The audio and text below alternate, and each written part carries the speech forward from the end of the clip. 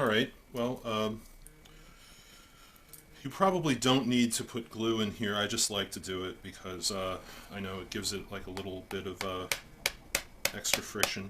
It's important to not hit the pegs very hard because the first hard hit that you give them, you will crush them.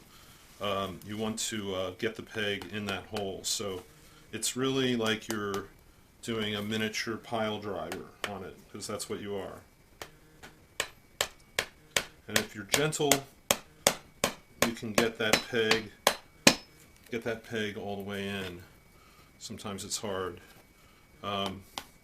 This reminds me of a story that I read about when I was reading an old ski magazine from the 1950s, before they were just inventing fiberglass skis, and ski boots were made by hand by boot makers.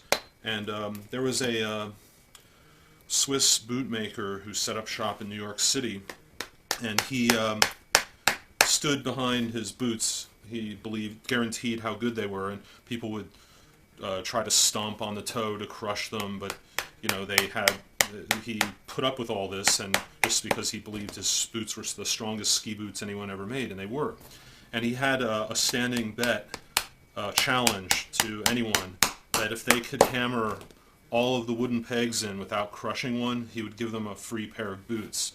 And these were really nice boots. So this one fellow bought himself some shoe pegs, and he actually practiced at it for a long time because he was determined to win the challenge. And he came in to do the challenge, and he got all the pegs in except for one and lost the challenge. And the bootmaker didn't have to give him a pair of boots. But basically my point is, it can be kind of hard hammering these pegs in without breaking them. But the real key to it is having an awl that is wide enough, because if you have a hole that's the right size, the peg just slides in. And my awl is not designed for this purpose. I just took a regular scratch awl and tried to blunt the tip of it. Basically the holes that I made are not quite large enough, and I can kind of work those pegs in, but it could be easier. If you can't get these wooden pegs from McPherson or anywhere else, you could not use pegs, you could use nails.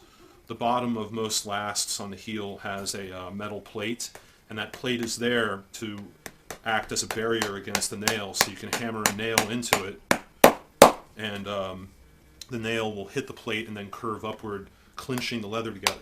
And that sounds great, but remember, the nail will rust. It will definitely rust, and it would be nice to not have that in there. So I'm going to finish this up.